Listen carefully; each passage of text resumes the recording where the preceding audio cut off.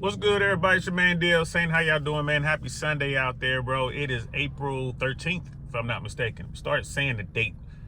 I was going back looking at my DL shorts and stuff, and I'm like, I never mentioned a date. So it's hard to understand where I'm coming from. So it's April 13th. It's a Sunday. We're gonna talk about this trade war. We're gonna talk about Donald Trump a little bit. I was talking to a real good buddy of mine today, and he's not MAGA. He's not really a Trump guy. He's a business guy.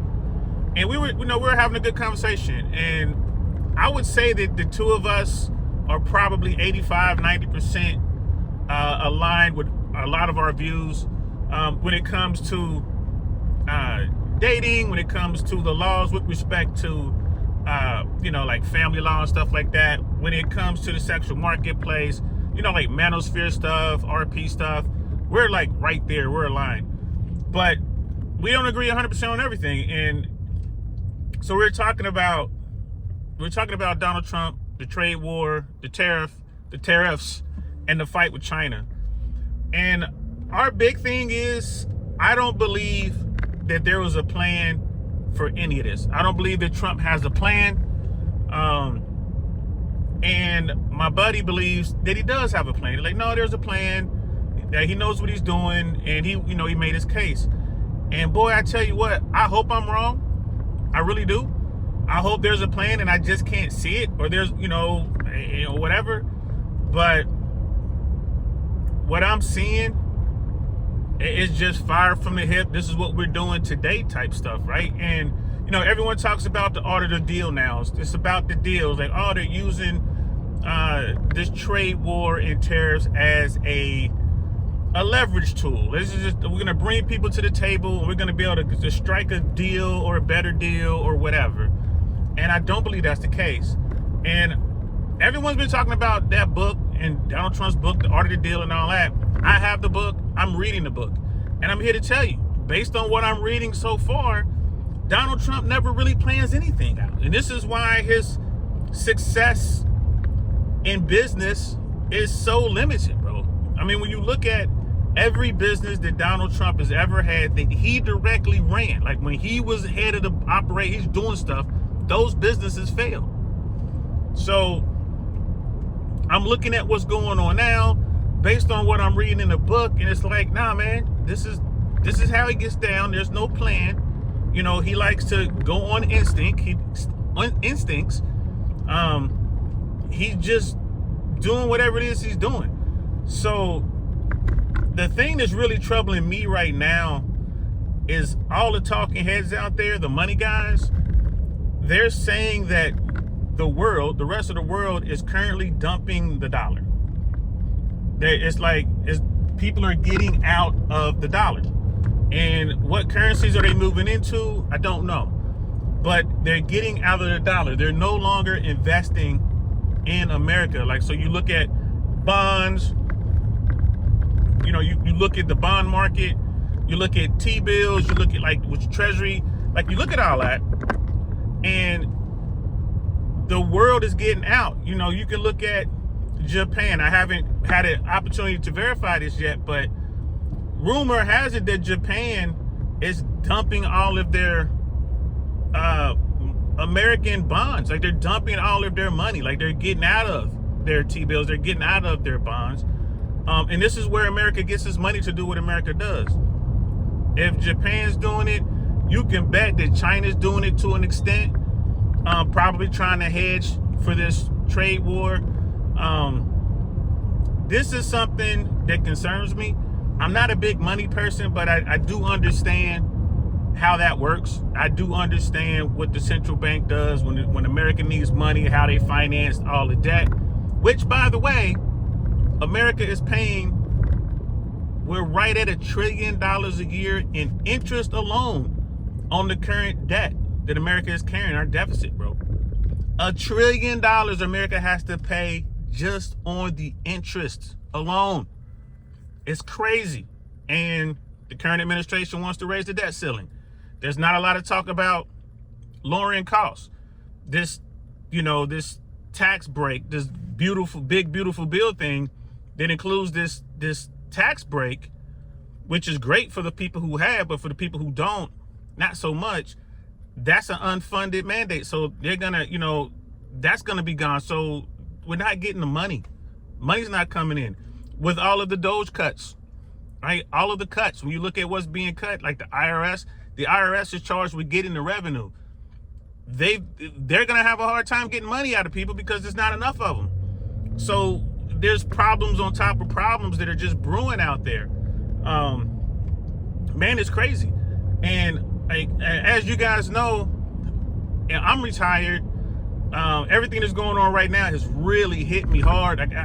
It's kind of crazy. So I'm like, okay, I'm gonna have to get back in the workforce. And I'm just kind of looking for stuff, and I don't need much to cover my shortfall. I don't need much. But I'm looking at positions that, range from $40,000 to $65,000, $70,000 a year. Just things that I'm just kind of looking at. I'm like, all right, this might work with my schedule, that doesn't, whatever. So I'm probably gonna land somewhere around 50, maybe 49-ish, 40, no, I take that back. Maybe 41 a year is what I'm gonna be looking at. I don't understand how Americans can survive in this country making $50,000, $60,000 a year. I mean, before all the tariffs, before the trade war, just based on how much the average house in America, like if you look at the average cost of a starter home, and I think it's going down a little bit, but it's still in the neighborhood of $400,000, which is the median.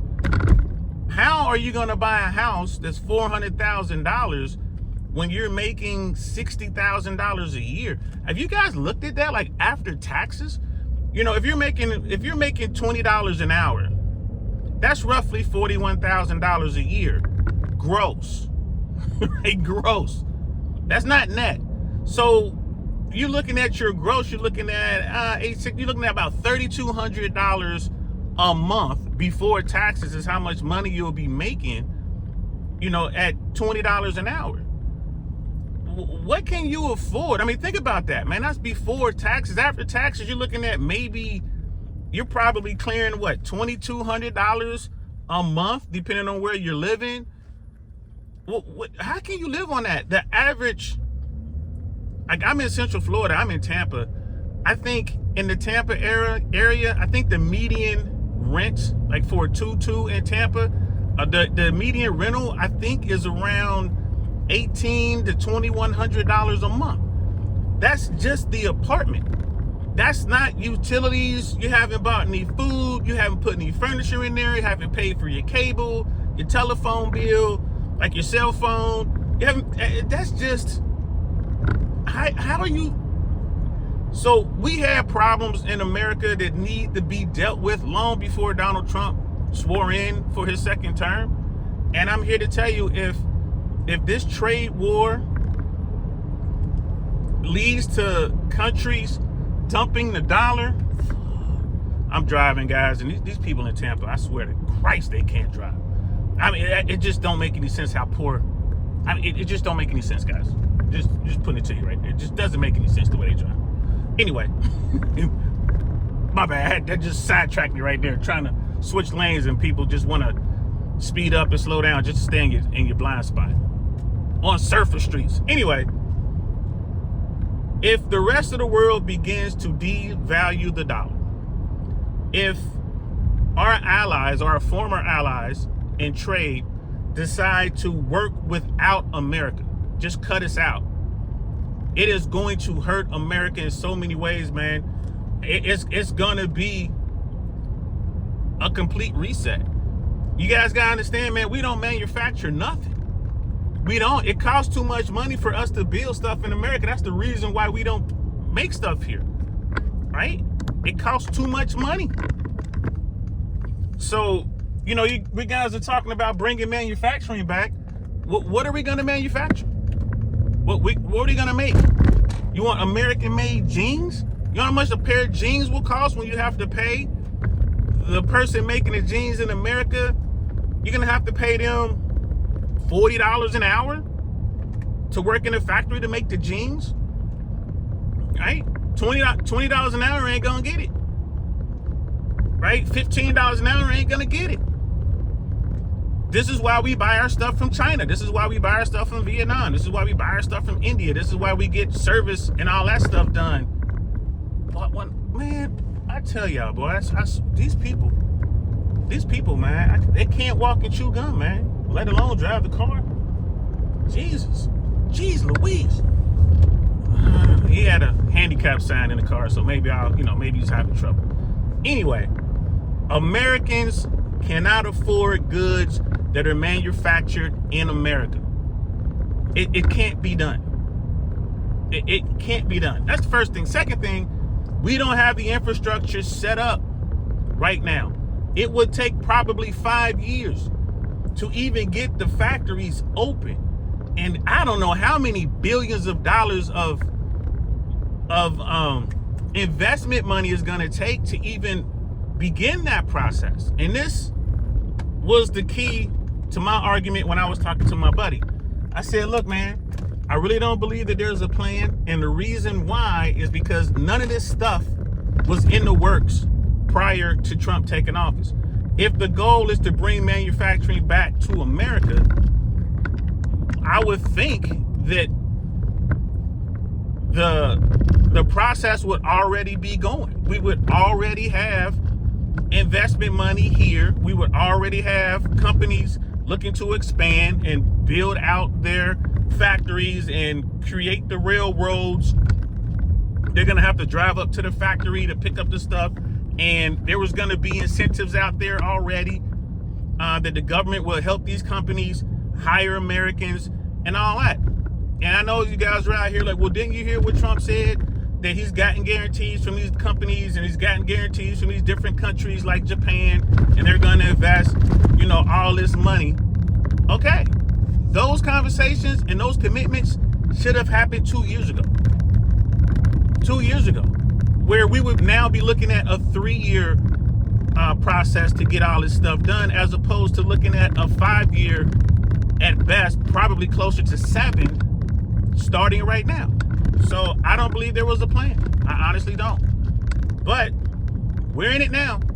And I want the Trump administration to be successful, because if this administration is successful, then we're all successful. I want this to work. I just don't think that there's a plan here, guys. I just don't think there's a plan here. And, 145% tariff with our biggest trading partner, which is China. And China produces cheap goods. Anyone on planet Earth from any country can buy cheap goods, not just the Americans. Anyone can buy cheap goods, right? So the fact that America is not going to have access to those cheap goods only mean one thing, that it's going to mess up our, prices and that whole ecosystem, right? Think about it. Your Tupperware, your plasticware, like your forks and spoons, your silverware, your plates, your bowls, your cups, right? Your t-shirts, your underwear, your socks, everything we pretty much get comes out of China, right? And if it's not coming out of China, it's coming out of some other country, which, what's the across the board tariff right now? Is it 10%, 20%, something like that? So no matter what happens, America's going to be paying more money. This is a problem. This is a problem. And like I said, Americans aren't making any more money. We're not getting paid more because we don't produce anything in this country. So it's going to be a problem. We are the consumers for the planet. And if we don't consume the cheap goods, China will cut the prices and someone else will consume those cheap goods. And America is going to be left, to pick up the pieces. And man, I just don't know how it's going to work. So here's what it is, guys. Let me know what you guys think below. Do you believe that the current administration, Donald Trump, actually has a plan? Did he walk into the White House with a plan? Or do you believe he just makes it up as he goes along? He's shooting from the hip and he's hoping that everything will be okay. Just let me know, guys. And I'll end with this. That 145% tariff on China, that's hard. That's a hard pill to swallow. And Apple and some other really big corporations got exemptions. But That's cool for Wall Street. But Main Street, they're not getting any exemptions. A lot of just regular small businesses, medium-sized businesses are gonna have to file for bankruptcy because they're not gonna be able to afford this 145% tariff on all their goods and that they're purchasing out of China.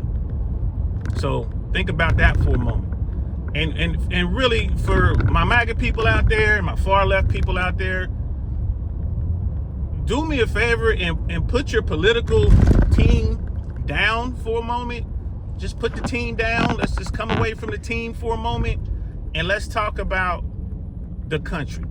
It's not about left, it's not about right, it's not about Republican, it's not about Democrat. It's about what's gonna happen to all of us Americans here now dealing with this. That's all I'm asking. Like, so please just hit me up and let me know what y'all think. What's your plan? How are you gonna get through this? Are you saving money? Are you gonna have to take on another job? Are you gonna have to take on a third job or maybe a side hustle?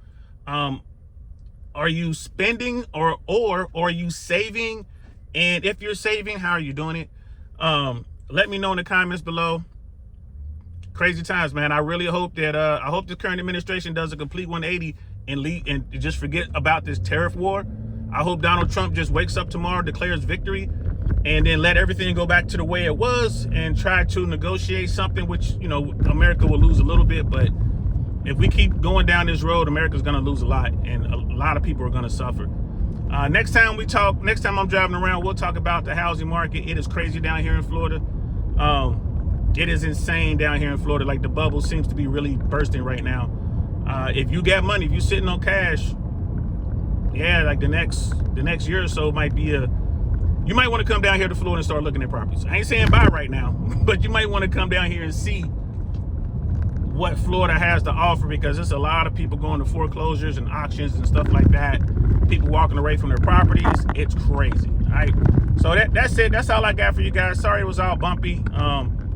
You know, we don't have the money in Florida to fill these potholes. Plus, I'm riding through the hood. The hood never has any money to fix their roads. But when you get to the nice neighborhoods, man, it's always nice and smooth. You notice when I'm close to home, it's always nice and smooth? Yeah, we'll talk about that too later. All right, I'm DL Saint, man. I hope you guys are having a good Sunday, man. Have a good week. I'll talk to y'all later. Peace.